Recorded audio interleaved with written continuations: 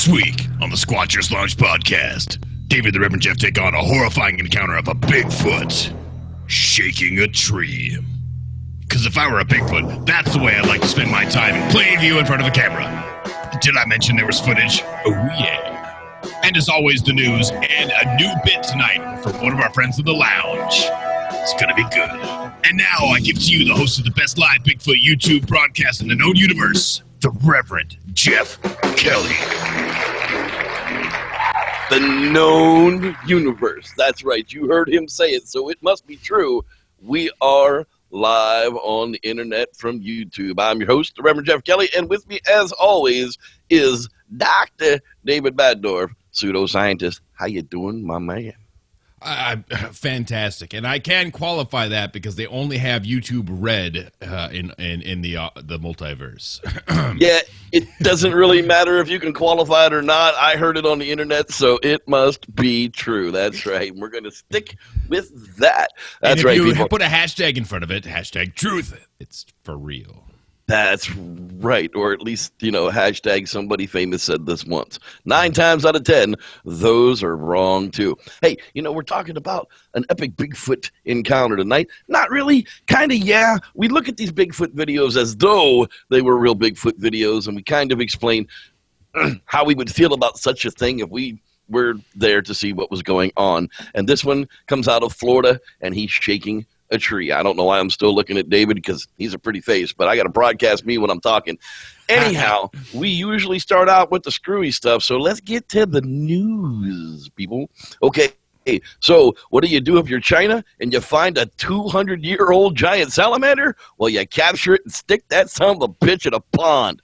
Ugh, are you friggin' kidding me? These poor guys find this giant salamander. We have giant salamanders here in the Sierras. I've never seen one this big, but apparently they're as big as your arm. They found this thing that's supposedly 200 years old, making it even older than Jonathan the Tortoise, currently thought to be the world's oldest living land creature. Because salamanders are technically a land creature? I don't know. Amphibians. So... this thing, they're fish. No, they're not fish. But there are fish. No, they're not fish. It's 5 feet long. It breathes air. It's not a fish. The point of the whole thing is that they took it and they dumped it in this pool to observe it. You could observe it plainly with your eyes because it's 5 feet long. Yeah, you could have put a camera in there and observed it in its natural habitat. It's 5 feet long. It wasn't going far. Yeah, even crappy underwater GoPro footage with rocks floating by would have been perfectly adequate. However, thank goodness that he doesn't have to live anywhere else for the next 200 years of his life. Yeah, right. He's going to be dead in the next decade. He could live to be. Oakland used to have the largest old-growth oak trees in the land, and cut them down to make a city. Anyhow, moving right along, speaking of forests, forgotten forests of South Sudan, camera traps captured the first ever picture of forest elephants, giant pangolins in the country. That's right. So what did they do? They put up a bunch of camera tracks. Why? Because they found tracks. What do we say? Find tracks. Put up a camera. Find what makes tracks. Well, in this case, they got these pictures of the first ever little pygmy little forest elephants. And aren't they so cute? Oh, I just want to bring them home. The important thing, this is in Sudan. This is, we get distracted by the fact that we can easily find the elephants, in Sudan that are not these forest-dwelling pygmy elephants. These are a completely different species of elephant that have been living there quite happily. I'm sure that plenty of the It's the same place that they found the pygmy hippo that we were talking about not too long ago for the same reasons. They're just... And I'm sure that all the local folks know these guys, and I'm sure that they cause they probably got names problems for them. Yeah, they're like, hey, that's the big one with the short tusk, and he's the one that eats my crops. So that's scabby ass. That's fat toe. That's short tail. But anyway, like the fact of the matter is there's a giant. I mean, Sasquatch has got nothing on even a pygmy elephant. Right. So what they did, they found tracks, they found spore. There's something interesting here, and we need to try to document where it's going. So what do? They look at the water, they look at the food sources, and boom! Over the course of time, with a lot of energy, they find an elephant. So What? There it is. It's an elephant. So when you find Bigfoot tracks, put a camera on it, and there's a good chance you'll get pictures of an elephant. No, there's a good chance that the Bigfoot walks by again, which it walked down that way one way. There's no real reason that it won't walk that way again. Good chance you get a Bigfoot. But if you just put camera traps up in random friggin' places, this looks squatchy. Well, there's a lot of deer activity here. Okay, well, you get a lot of photographs of deer that way. Right, exactly. Find a Bigfoot track, put a camera on it. That's steps 1 and 2. After that, come back and we'll tell you some more. All right, moving right along here. Rare treasure found in Suffolk depicts medieval wild man. Look at him. He's so handsome. He's got the glorious beard, the long locks. Look at the phallic symbol. Oh, wait, that's just Reverend Jeff on vacation. 500-year-old artifact is one of the earliest depictions of the mythical figure from medieval Europe. Experts have claimed the engraving of a wild man near Woodbridge in Suffolk. What's the chances of them making it out of gold? There's definitely something to it if they're making it out of precious metals, because they use precious metals to trade for goods. Even the old Norseman, So why would you make an idol out of gold of the wild man? And the interesting thing is in Europe at 500 years ago, and you have to if you actually transfer yourself back 500 years ago, think of the medieval times would be 900 AD is this you're looking at lords and ladies and their castles and all of those sorts of things. This is interesting that there's some more to this.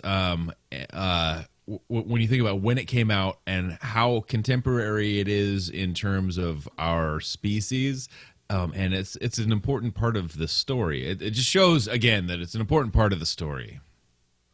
Yeah, it's pretty slick. So check this one out. It's BBC.com. The wild man stories just seem to go back further and further and further. 500 years ago. We don't have any stories of wild men in America 500 years ago. Well, I guess we got the cave drawings, but that's about the same period. So maybe that's the time period that, was that. I don't know. We got a lot to talk about there. Yeah. We can do a whole show on what just this one figure could actually mean. Exactly, and what the actual depiction is, and what are the anthropological, cultural anthropological needs for this character. Brandishing of his club, all right, huh? Yeah, he's got a good swagger going there. Got a little swagger going on. Speaking of swagger going on, Billy apes, giant lion-eating chimp subspecies. That's right. So for the longest time, we heard deep down in the Republic of the Congo, there were these giant ape-like man creatures who would hunt down lions and eat upon them. The locals talked about it as though they were 100% real. These are creatures that are here. We don't care if you can't find them or see them. We know they're here. We see them. They kill stuff. You need to do something about this. And lo and behold, 10 seconds of HD footage was the first thing that revealed a glorious creature like this monster right here. Look at that, dude. That is pure. God, that's just power. Power, muscle, and when you know the strength to muscle mass ratio differences between the apes and between us. Oh man, and understanding that beat you to death with the bloody stumps. That's what this guy can do. He's 6 foot tall. Well, yeah, standing upright, he's about the same height as me, but that torso, the length of which, because he's got the short legs and the long arms, there is so much strength in this creature that, yes, it seems as if, though, they could take down a lion. But this kind of tells a little bit of a different story of that depiction of them, though.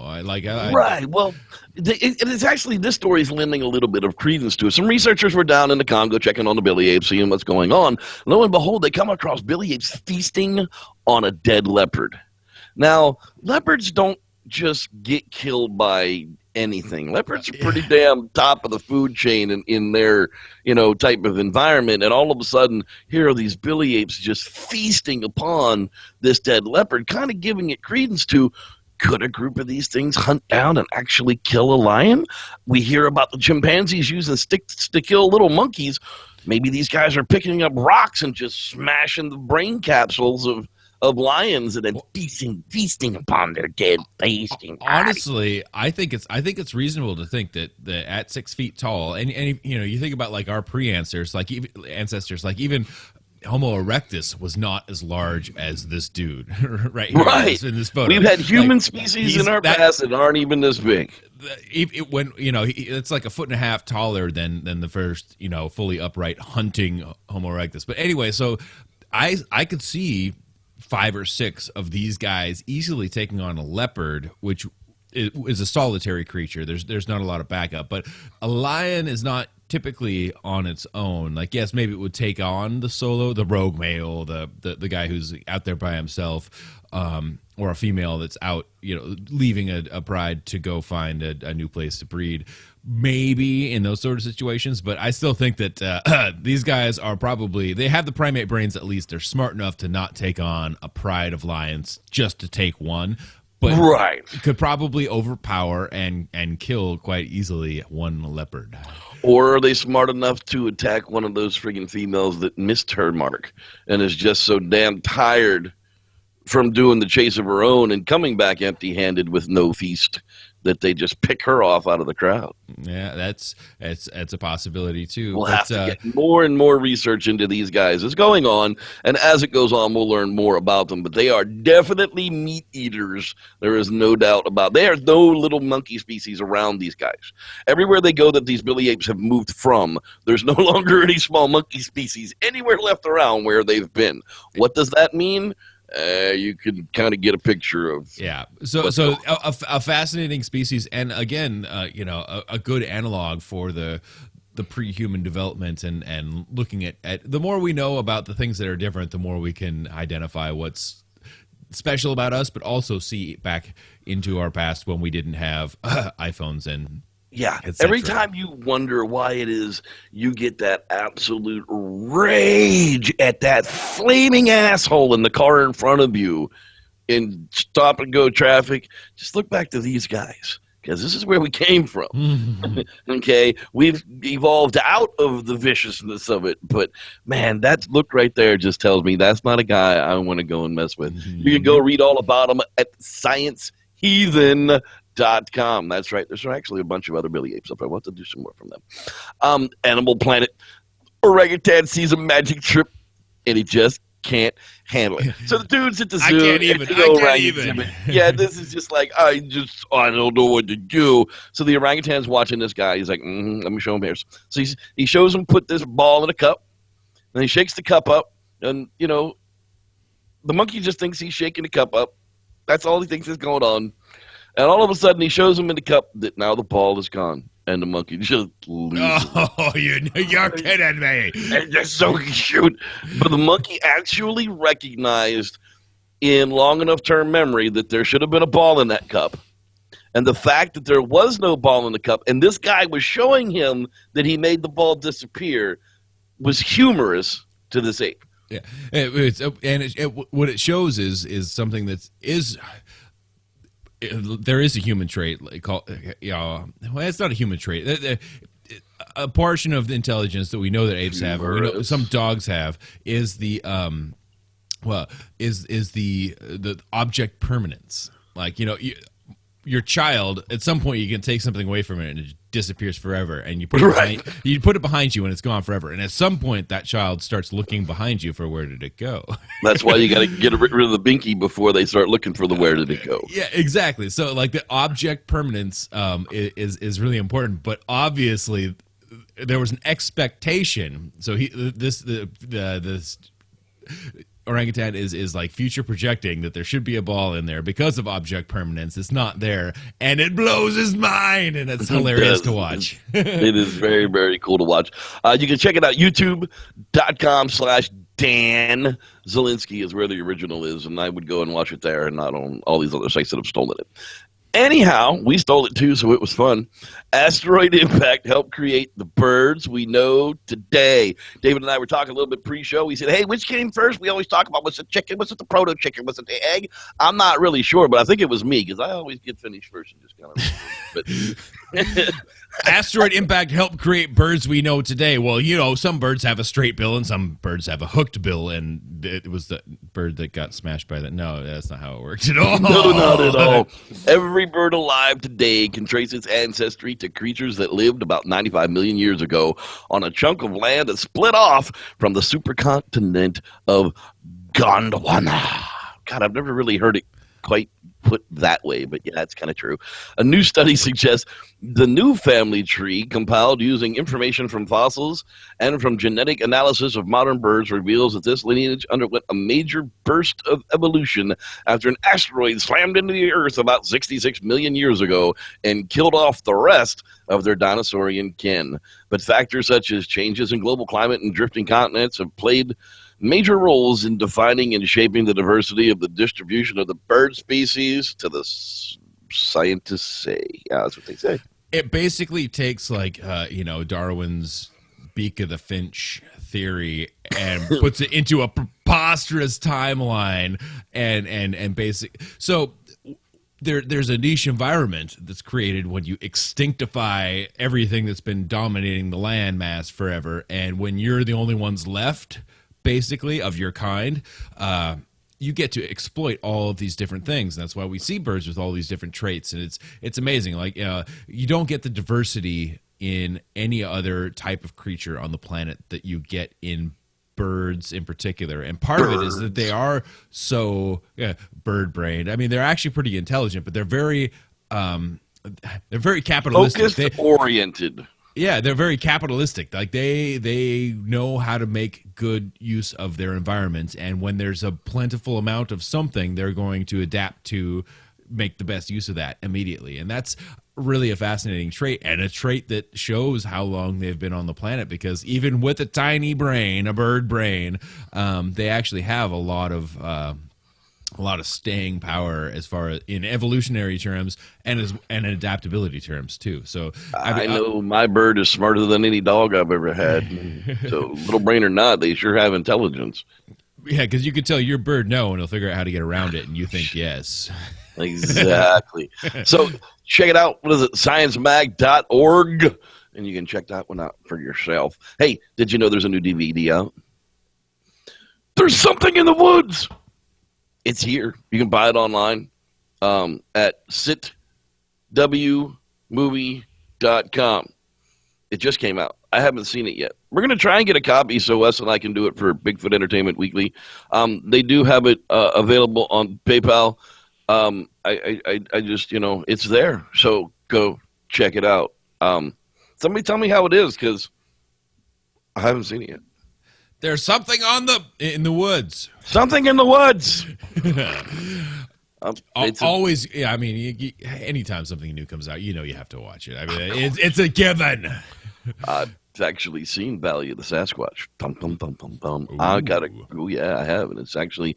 I got to do a review of that. Yeah. All right. So Steve calls the Squatch detective. Alleged Bigfoot group finally outed as a hoax. Yeah. So this guy, Dr. Jose Garcia, MD. David and I have brought this name up, and if you guys are super fans out there can remember when the hell we brought this name up or why we even brought this name up, but Dr. Jose Garcia, MD, is indeed a fraud. Yes. He is a hoax. He does not exist. This is actually Dr. Benho Park. So the picture that they used for Dr. Jose Cuervo up yonder is not actually him. This is Dr. Benho Park.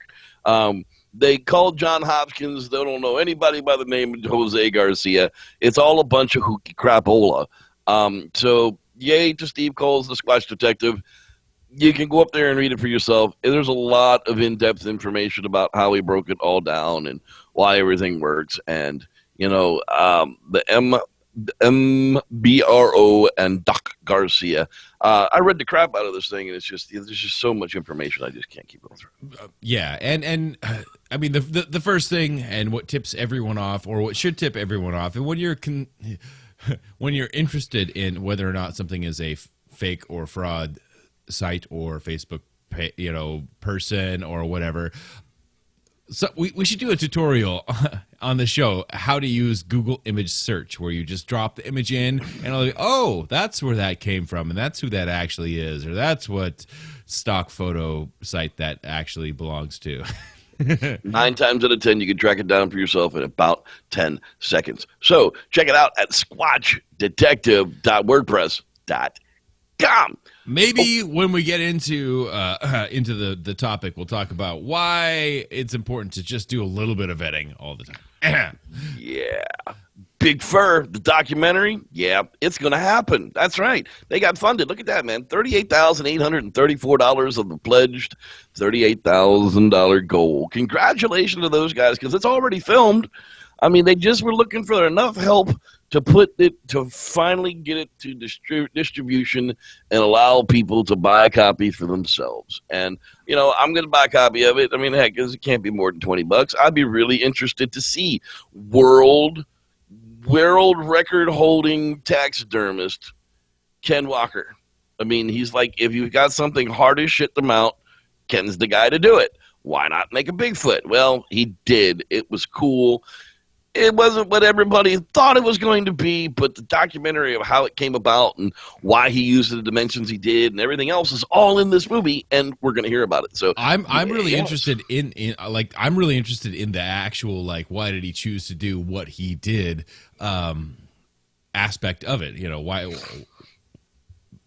the long hair on the hands? Why the this? Why the that? Why this is supposed to be a replica of Patty from the Patterson Bigfoot footage in Bluff Creek, and he's doing things for. He's not just throwing this together because he's got a reputation and he wants to build something that's cool for people who are interested in the subject, because I believe he's interested in the subject exactly, and people who aren't, something cool to look at, just for reference and size and everything else. So definitely. I'm glad this funded. I wouldn't know my good friend Justin Smeha if it wasn't for Ken Walker. Ken Walker was actually the man who picked up Justin's story from a taxidermy website. Justin didn't go to the Bigfoot community when he had that first initial shooting in the Sierras. He went to a taxidermy website trying to get some help from other people, and Ken Walker was the one who stepped up and got in touch with Justin, and then stepped out of it once he got him in contact with Derek Randalls and some others. And you all know how I came into the picture. So, if it wasn't weirdly through Ken Walker, I wouldn't have my good friend Justin. And that would be a sad thing. So congratulations to Big Fur for getting it on the Kickstarter. Kickstarter's hard to do. You actually have to do something. What? He's got to actually produce this now? Yeah, he's got to actually produce this now. So, oh man, he should have done GoFundMe. GoFundMe. Doesn't have to do shit. That's right. Hey, you know what time it is, David? It's time to do Jevon's camping tip. Oh my goodness! Yes, camping it is. Tip. Well, that means I need to actually get the screen share. Yeah, you're gonna have to. There you go. That's the one. Stand by. Camping tips for stupids. Tip number 1. Winter is cold. You're going to want a campfire more than ever in any time of this year. So here are some pointers on how to maximize the heat output of your campfire. First, try to set your campsite up near objects that can refract and reflect the heat back into your campsite, such as large rock outcroppings, big tall trees, and other objects that won't catch fire, of course, and also big fat stupids to stand around it. But whatever you do, don't try to make a campfire inside your tent. That's just stupid. This has been Camping Tips for Stupids, and may the Sam Squidge be with you. Well, there you have it, folks. Our first Camping Tips for Stupid from Jevin. Thanks a lot. Speaking of Jevin, Mr. Ghost Mooner's hiding out in the chat room online. If you're not able to see the chat rooms because you're watching it on a mobile device or a tablet, if you get over to the old computer and dial up the interwebs there for youtube.com/SLoungePodcast, there's actually a chat room there now. You people have been pitching for like 3 seasons. Why don't you get a chat room? We want a chat room. Well, there's a freaking chat room there now. There's 3 people in it. So Dean Cooper, as always, we're waiting on our next science lesson from Dean, and we'll be back to some enlightenments when Wes gets to feeling a little bit better.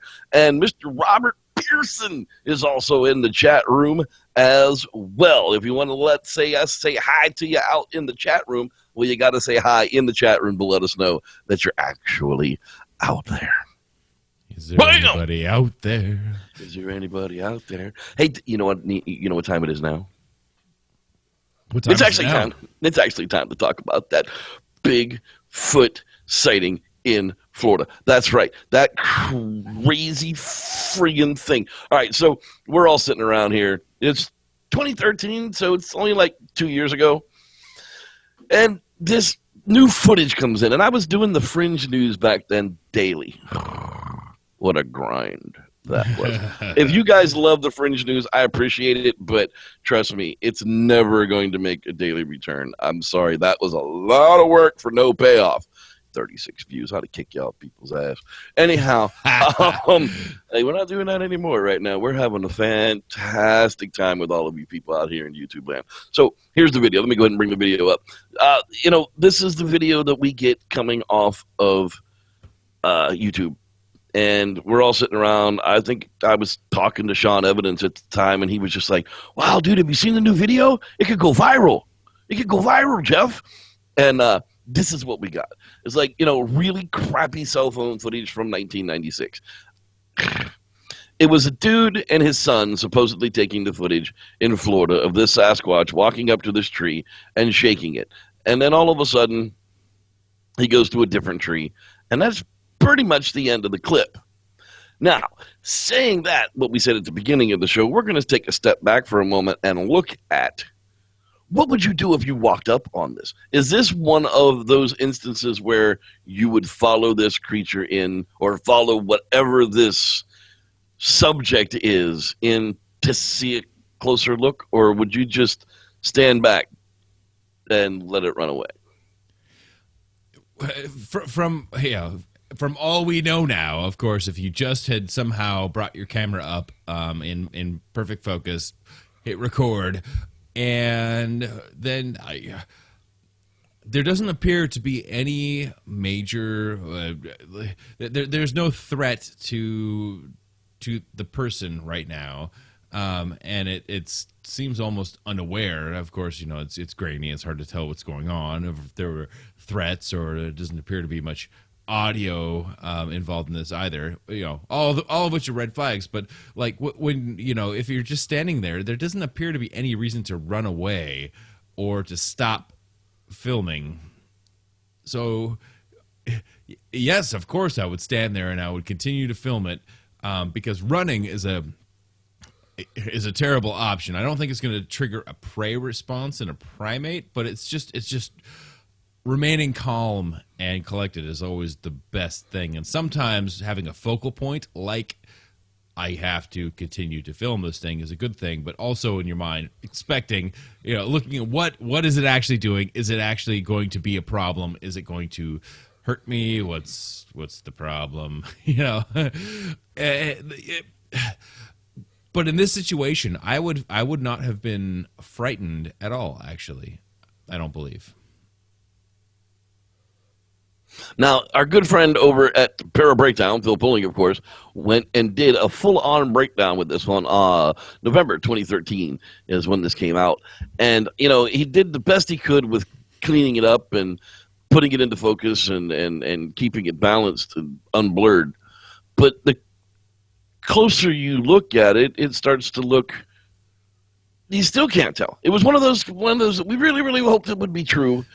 Well, look how long those arms are versus the body, but also look at how degraded the image is from anything. The more people try to slow it down, zoom in, stabilize.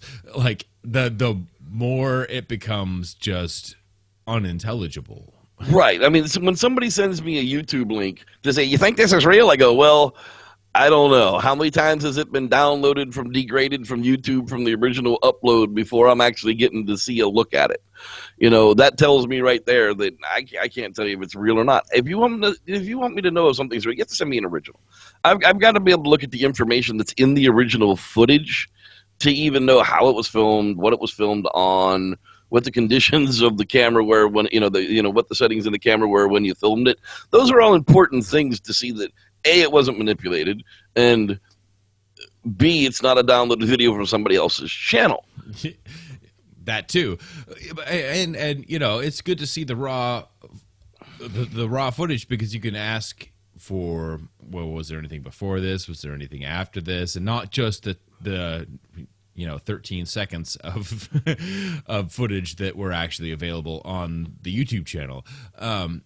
Because exactly, a lot of times, the entire thing is necessary to figure out what's actually going on and to get a feeling of the surroundings, and not just the narrow window of the subject manipulating something and then end video. Right. It's just if I were to be at this location, watch this happen and unfold in front of me, I would honestly think it was staged. I mean, it just seems. Why would this Bigfoot be shaking a big pine tree? What is the purpose behind? The Bigfoot isn't going to shake a pine tree for just no reason. Is there an animal he's trying to shake out of it? What is there? If there's no reason for it to be doing that, then a Bigfoot wouldn't be doing it. If there's a maybe it's a passive aggressive Bigfoot display, right? Where whatever. Yeah, Phil goes into some really strange places on this one. But you can check out Phil's breakdown on that at youtube.com/parabreakdown. He does bring up another good point in this of, well, okay, so somebody gives you some footage, tells you where it is, the Florida Wildlife Preserve, and there's some more specifics in the description, and then you can find out where it is, and that makes sense. And this area is not what it appears to be. This is not the Everglades. This is not swampy area. This is a pretty highly traveled tourist area. So right, and as a matter of fact, the guys from Finding Bigfoot, of course, Bobo and Cliff and Renee, they all went down there and talked to the father and son duo. And if I'm not mistaken, on the way back, I was talking with Justin. If I'm not mistaken, the kid eventually outed the dad that it was him in a hoodie or something. This wasn't even a Bigfoot like most people actually assumed it was. They filmed it on a camera phone that didn't even have service anymore. I mean, it was just ridiculously done on purpose so that nobody would be able to tell. But I can't say that for sure, because nothing's ever been proven about it. However, the Green Swamp and Ocala are really only 35 minutes from the Ocala National Forest, and there are greenway corridors that lead almost to right downtown Orlando. What's to say Sam Squanch didn't come wandering into old Disneyland and want to go for a ride in It's a Small World? Because we know that everyone, including Sasquatch, is annoyed by that circular business. Wait, that's not there. You can't definitely not there. Yeah. So I just don't understand why it's shaking the tree. Yeah. So that you look at this now as a piece of forensic evidence. Okay, why was it shaking the tree? Doesn't make any sense. Why did it go over and break the other tree? Where was I understand sometimes you don't have the camera out when the thing does. When a subject comes out, I've missed more photographs of wildlife because I just wasn't ready. That's right. fine. Camera's in a bag. whatever. Or There's it's a around my gazillion neck. reasons. You pull it up to your eye. You hit the button. Nothing happens. Oh shit! Click it on. You take another picture. It's out of focus. It flies away. You know. You forgot to take the camera lens off. Yeah. Oh yeah. A million problems. I think we had that in the Sierras this last trip. Yeah. However, this is obviously being filmed, and then when it moves off, there's no more footage. People are okay. Well, whatever. Well, maybe they were afraid and moved away, but there's no reason to think that anyone was nervous or like had to move off with a quickness in this scenario. Yeah, it might be close. It might be far away. This might be zoomed in from something that had a better resolution. It might have just had crappier resolution to begin with, like people suggest. But there, the whole idea is that this is something we live with on a regular basis. Is it real? Is it fake? Is it I can't tell you the number of times I was asked, "Is this one real? Is this one real? Is this one real?" And I tell them all, I have no idea. Some of them look really, really bad, while others I can say there's just not enough information in there to tell you what dark figure is walking in there doing this. And so we try to extrapolate, like, okay, well, what is it doing? Does that make sense? Or where is it? Does that make sense? And what, why did the camera start and stop the way that it did? Does that make sense? Why did they put something online and then post something else about small, tiny aliens? Just the way it walks doesn't even seem to walk like a Bigfoot. Everything about it says man in dark clothes. Yeah. But at the same time, there's people who still would probably say that this is a reasonable piece of evidence. Even after all the debunking, even after all the para breakdowns of the world have done their piece on it. But wait, this can't be a Bigfoot because this was after November. The Vortex and Mystery House is closed. So there are there's Bigfoot. No power to open the portals. That's right. There's no power to open the portals to let the Bigfoot out. That's what it is. So that's why it must be a hoax. It's so shaking a tree, trying to knock loose the portal to get home. Right. Now, see, people always That's say, what we need, Jeff. We need to protect the portals and find the Sasquatch that didn't make it back on time, that are trapped here. There you go. They're trapped here because they didn't get back before the Mystery House and Vortex Hashtag closed. Movie script. That's right. Oh, Reverend Jeff might Sasquatch is the good guy. That's right. So, I mean, you look at this over and over again, you go, well, can Florida really have Bigfoot? Well, yeah, Florida can really have Bigfoot. I've seen plenty of evidence of it. I've heard plenty of evidence of it. But in places like the Ocala National Forest, it is completely protected from human encroachment any further than what it is in, you can go to the springs and go camping. You can camp off grid, you can drive off grid, but there's no real reason to. It isn't like a big mud pit. This isn't like something you can, this isn't where the hillbillies go and take their four-wheelers and just tear everything up. This is sugar sand. This is crazy crap that you don't really want to be driving through. Unless you're a deep woods fisherman like I was. Any pond in Florida, any body of water in Florida that's been there for more than 2 or 3 seasons has bass in it. Just the fish carry the eggs from one pond to another, and they fill up with fish, and it's crazy because nobody ever fishes them. Throw a bait in there. The fish have never seen that bait before, and they just go crazy for it. I did that for years and years and years and years while I went bigfooting down there. I never actually laid eyes upon one down there. I can't swear to it. But I would say that there's a good chance in northern Florida that there are Sasquatch that are down there. Just not down where this homeboy was. That's kind of my end point to it. Not down that far. In La La Land. But as we as people we talked about, I think actually about mountain lion found where in it was Tennessee, where you don't expect it. But if there's corridors to travel across, and if there's prey, there's reason to believe that things will, either we're already there or we'll travel to that spot. So it's where are the corridors, where are the resources, and why would you be there? Because it's not just because you wanted to retire there in Southern Florida. There's got to be a really good reason for like any other creature aside from us. So we have to throw that out of our minds. A really good reason for an animalistic creature to be there, and why would they travel these corridors and go to lengths to find this spot is the question. And like Jeff said, like the place where this was actually filmed was basically a resort. And it was a game preserve. It is what it was. And it was so small that if it held a Bigfoot, it would be a miraculous thing. I mean, it was like going to your city park. And it wouldn't be something that Bigfoot would have probably lived in all the time. Just right. They had the best reason to be there. He would have had to have had a portal to get there. Yeah, pretty much. Yeah. So how do you get there?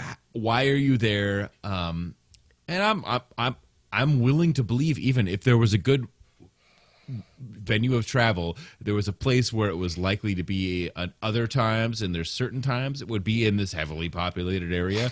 Well, there's if you can explain that, if you can look at that and look at the wildlife and like why is it doing that, and how things actually exist there. But that's where the boots on the ground's like important. And I've said it too many times. And I think that like an overarching ecological study is so much more important than just putting trail cameras on a tree, and the why, and looking at when you have a potential Bigfoot track, look at the why, start doing an ecological study, and you might say, oh, well, it was going from here to here, and then you put trail cameras all the way along that area and see what else is going from here to here, because there's probably a lot of things, because ecologically that would make the most sense. And as we keep talking about these game cams, the newer ones, especially ones with a couple of features on them, have the option where they'll take a picture every 5, 10, or 20 seconds. Instead of sticking it down there on the stupid trap trigger, stick it up on a vantage point, put it up in a tree, whatever you've got to do, and get an angle on the area of travel, and just let it take a picture every 20 seconds. Don't bother taking any pictures at night, and then you don't have to worry about the actual camera noise itself scaring anything away from the regular routes it was taking, but you have a vantage to actually see what's still moving through there. If you're not taking any pictures at night, then you don't have to worry about the infrared flash going off to give away your camera position, which, oh God, we're never even going to talk about Bigfoot seeing infrared ever again. If that's the case, something can see it, you wouldn't be giving yourself away by doing that. If they can see it, but also there's no reason to believe that Sasquatch is like 100% nocturnal. Because nothing else really is. Even bats aren't 100% nocturnal. Yeah.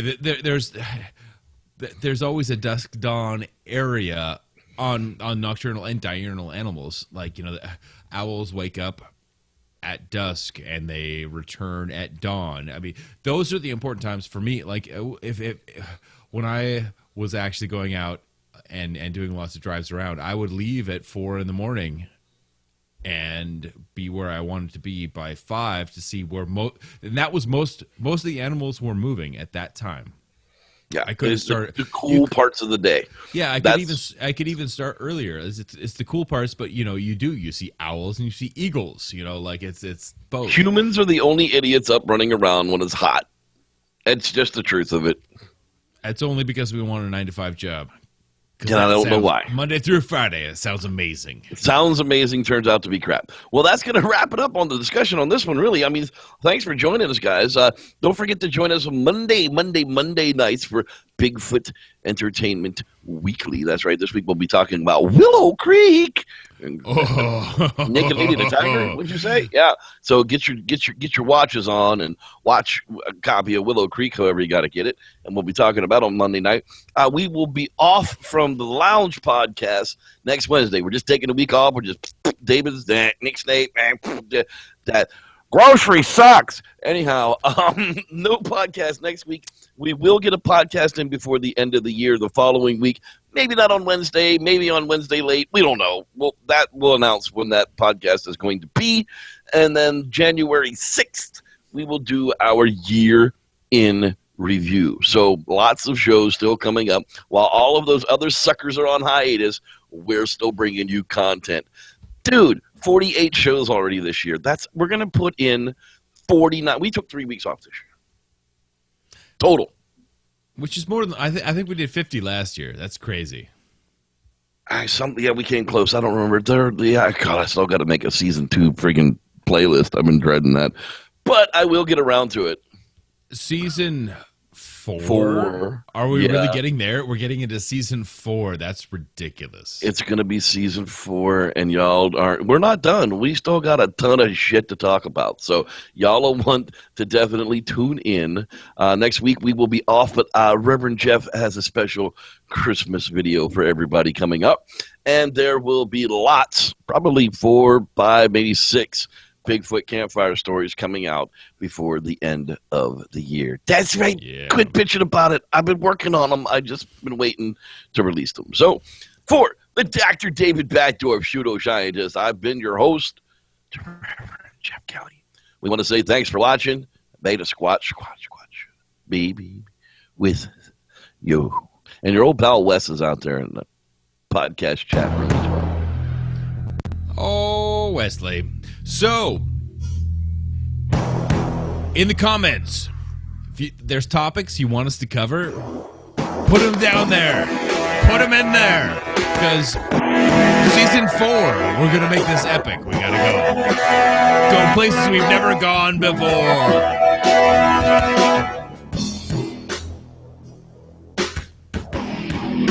Comments. That's down right. There.